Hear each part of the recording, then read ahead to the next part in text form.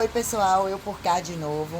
Bom, hoje eu tô aqui para poder responder algumas perguntas da nossa amiga Carol, né, em relação ao aquarismo. Mas eu quero deixar claro que eu não quero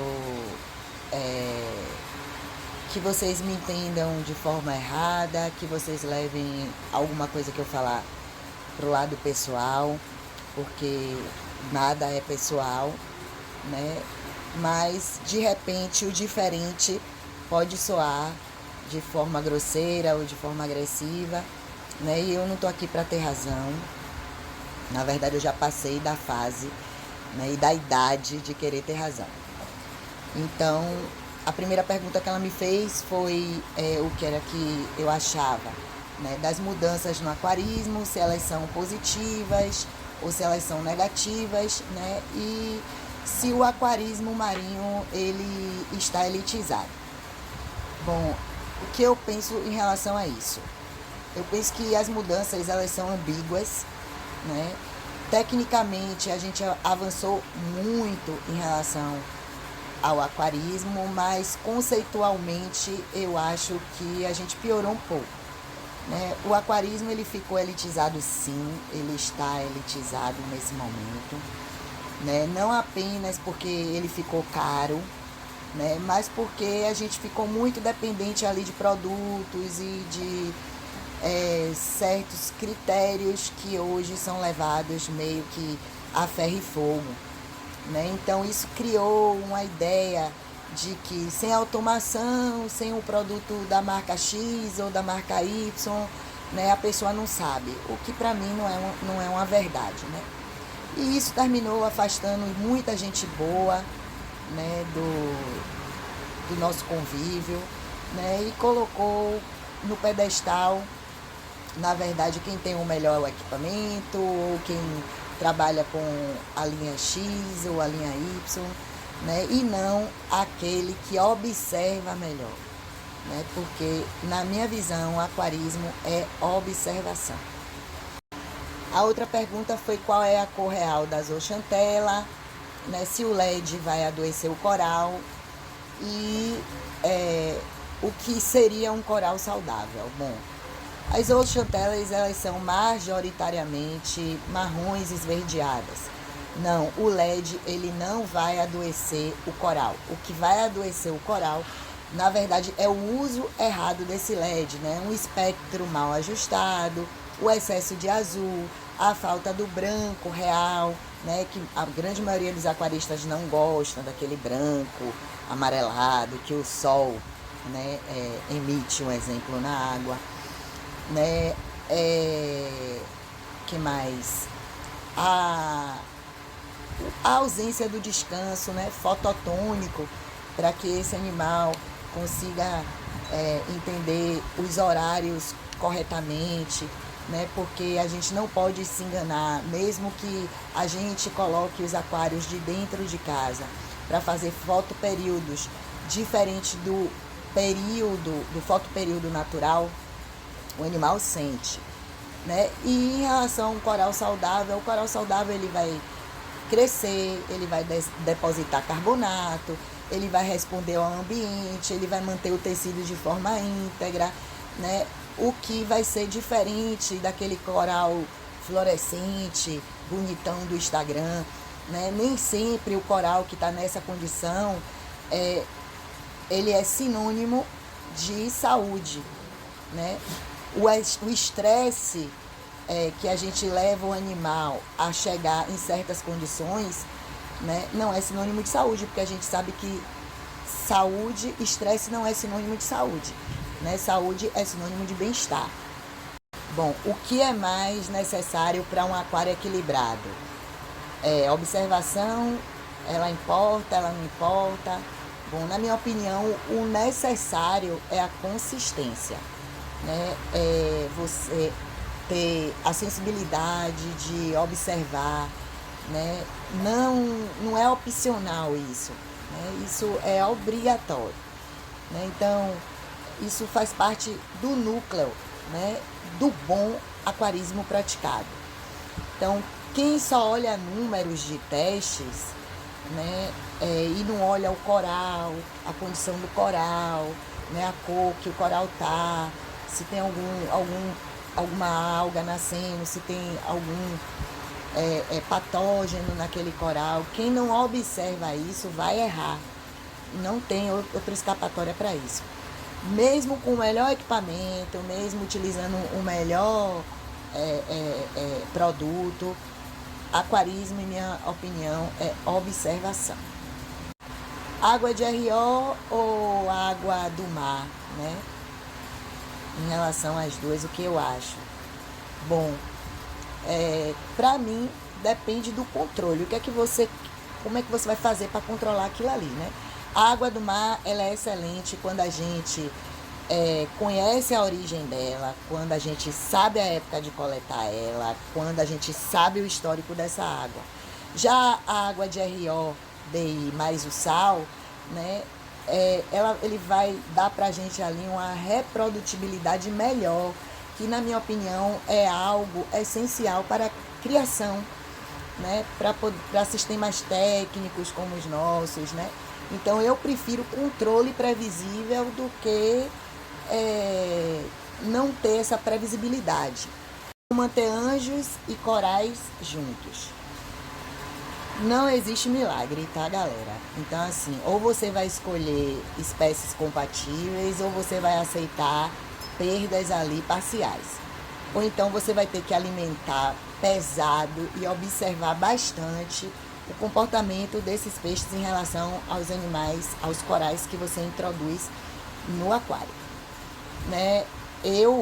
Hoje eu concordo muito com o que Léo fala, né? Que não existe anjos e reef safe.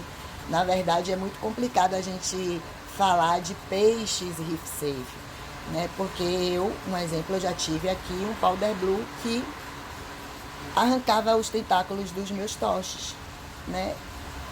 Já os meus anjos, se eu colocar toches dentro do aquário deles, eles não mexem, né? Só que isso não é uma regra, a gente não pode ter isso como regra, não vale essa regra, né? Porque a gente não pode esquecer que peixes também são indivíduos únicos.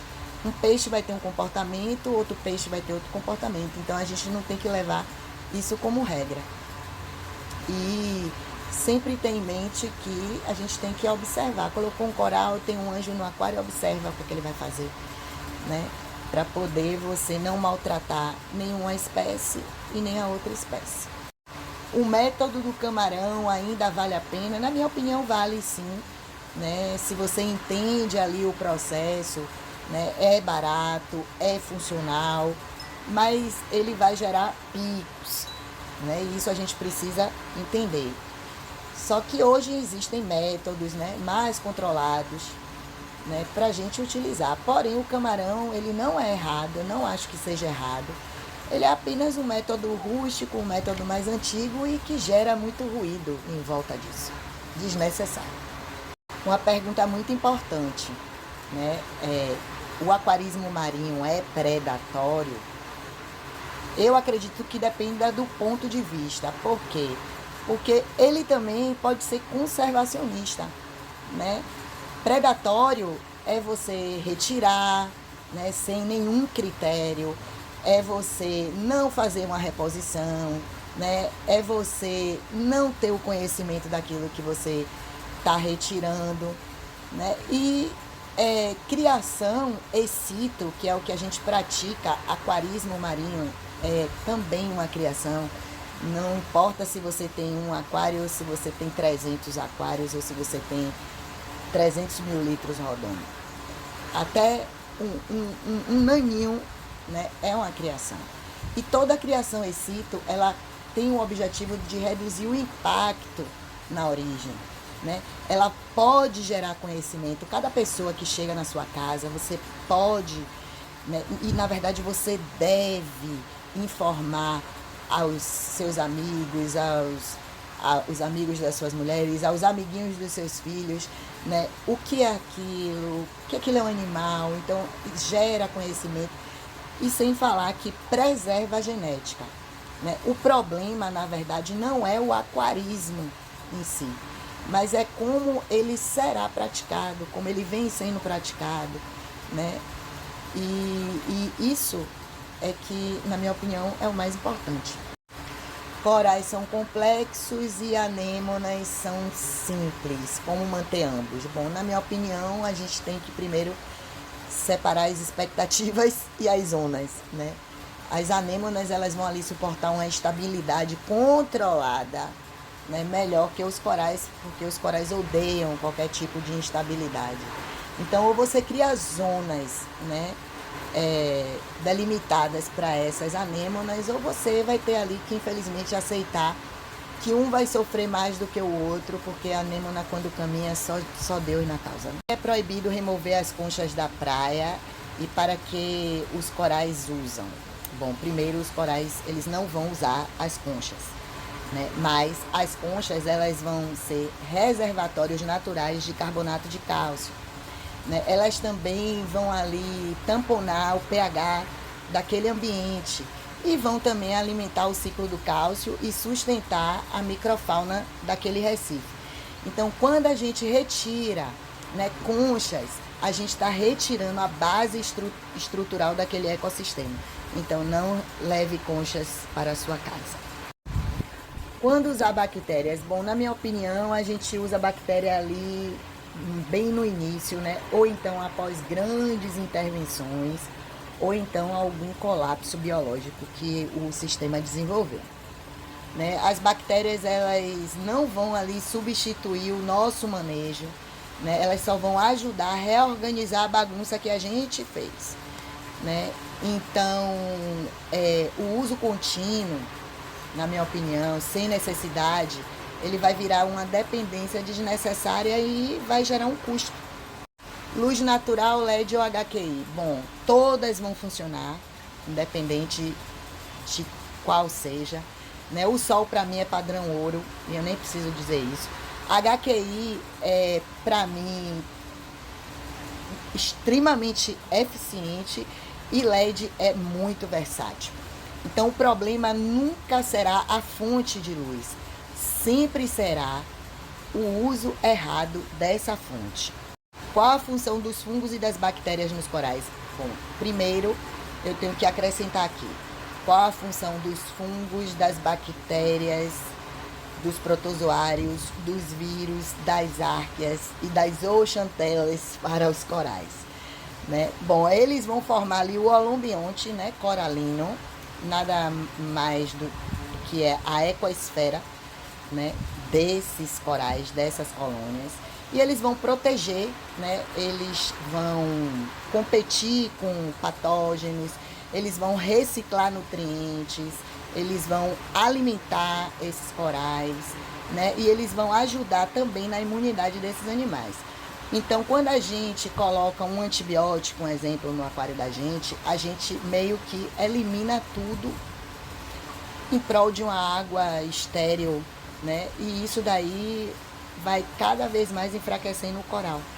A gente tem que entender que algas filamentosas, Derbésia, briópsis, dinoflagelados, cianobactérias, é tudo uma questão de equilíbrio.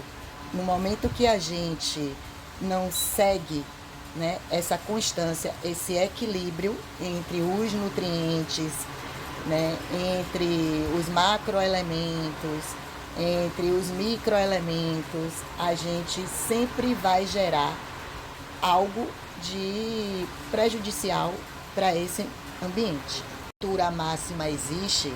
Bom, na minha visão, o que existe de fato, na verdade, é um limite fisiológico, né? Mas também existe uma adaptação local.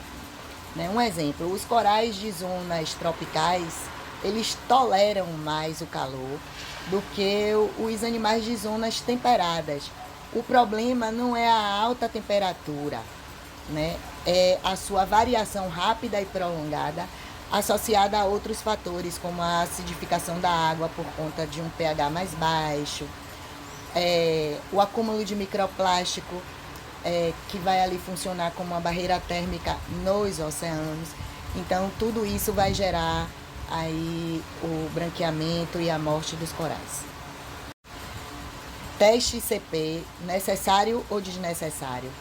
Bom, na minha opinião, extremamente necessário, porém ele não é obrigatório, né? Porque o ICP ele tem que funcionar ali como uma ferramenta e não como uma religião, né? Quem faz o uso do ICP sem entender a real necessidade do aquário só vai acumular ali gráficos e números, e isso não é interessante.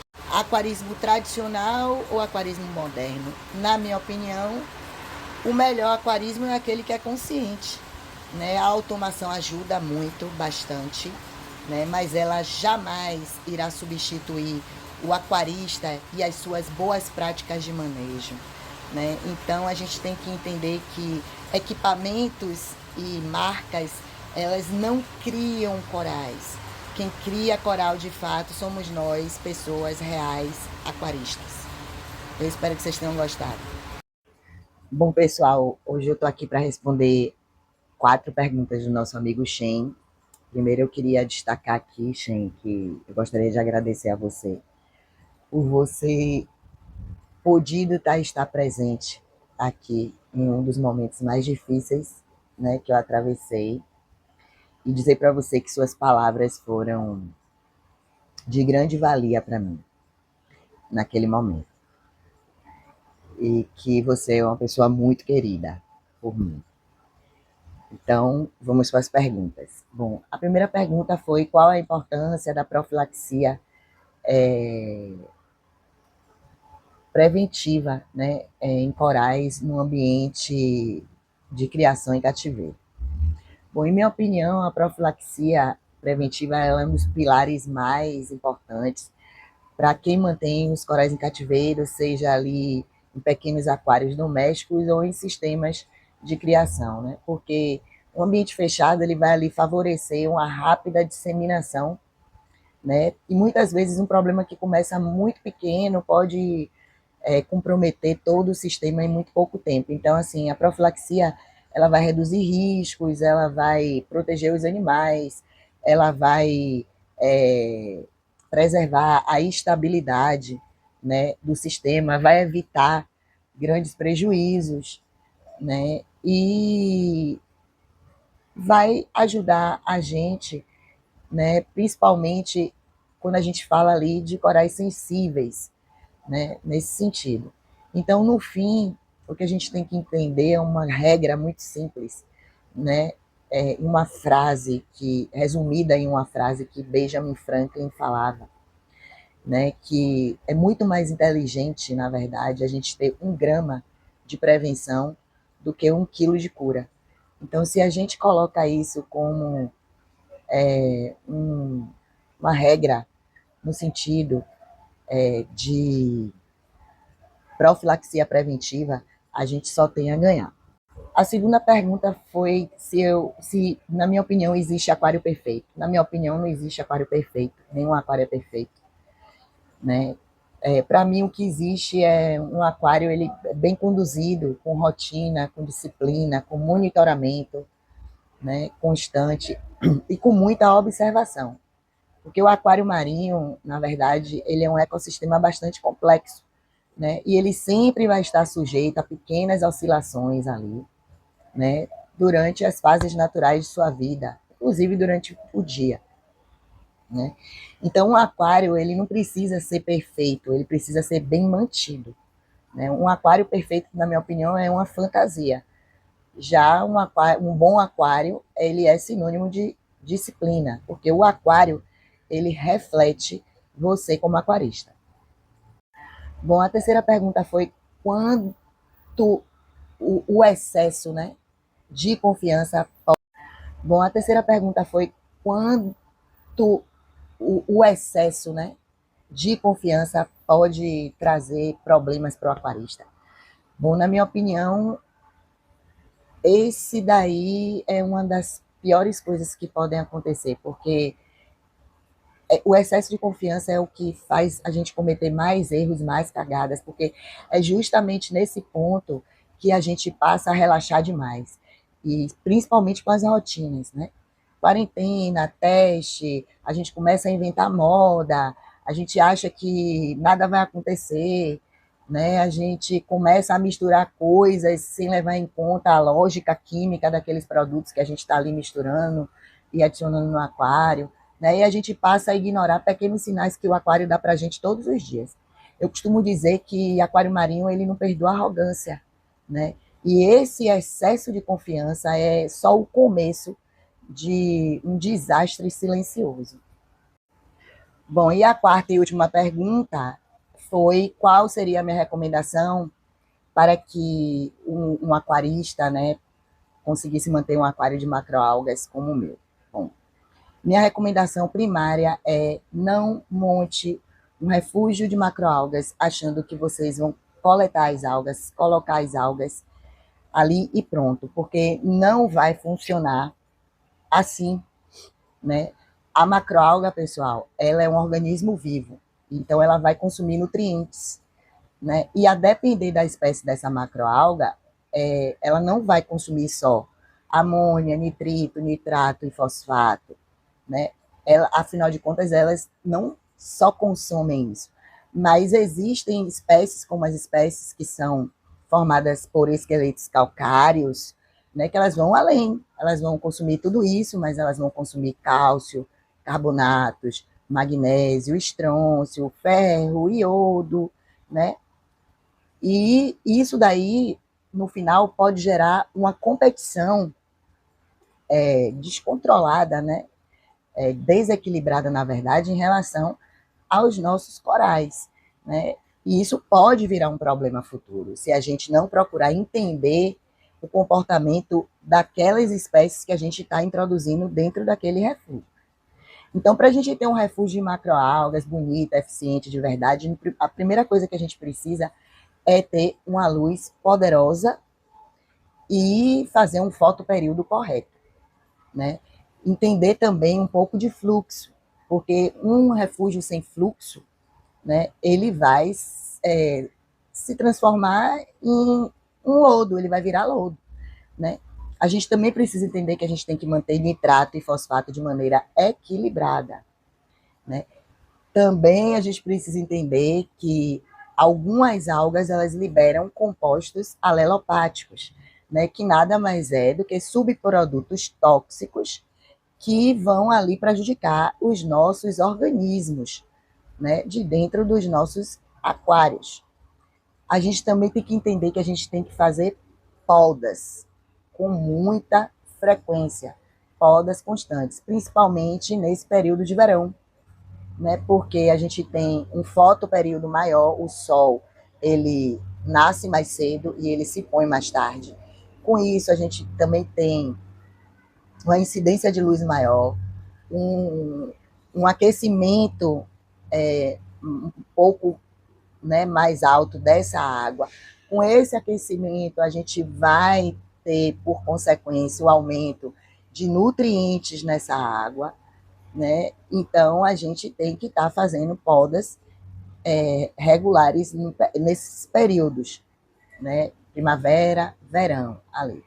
Né? E, principalmente, a gente tem que saber quais espécies a gente vai colocar dentro desse refúgio.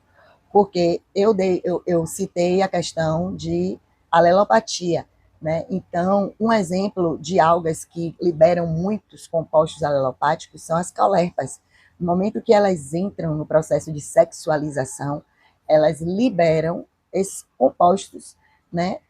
E isso, como eu já falei anteriormente, prejudica grande parte da nossa fauna de corais, né? De moluscos. Então, a gente tem que estar ligado nisso. E a gente também precisa entender que o refúgio de macroalgas ele também funciona como um aquário, aonde a gente vai passando de fases. Então, nas fases iniciais desse refúgio, ele não vai estar pronto para receber qualquer tipo de alga. Um exemplo disso são as algas calcárias que eu falei, que não absorviam somente os nitrogenados. Né? Um exemplo Corallina officinalis, Jania rubens, né? Amphiroa rígida, Alimeda, todas essas algas elas possuem um esqueleto calcário. Então, elas vão absorver todos os outros nutrientes também. Então, se a gente não entende, se a gente não sabe quais são as espécies que a gente está introduzindo ali, a gente pode causar um colapso no display, né? Porque não faz sentido você montar um refúgio, a não ser que você queira um aquário de macroalgas e não um refúgio. Não faz sentido você montar um refúgio separado do seu display, né? E macroalga bonita é macroalga controlada, né? Se a gente deixar crescer demais, vai virar mato, vai poluir o display, vai esporar e vai começar a nascer lá no display. E o principal é que as macroalgas, elas nunca irão substituir as nossas manutenções, elas vão nos ajudar, né? Mas elas não vão fazer milagres sozinhas.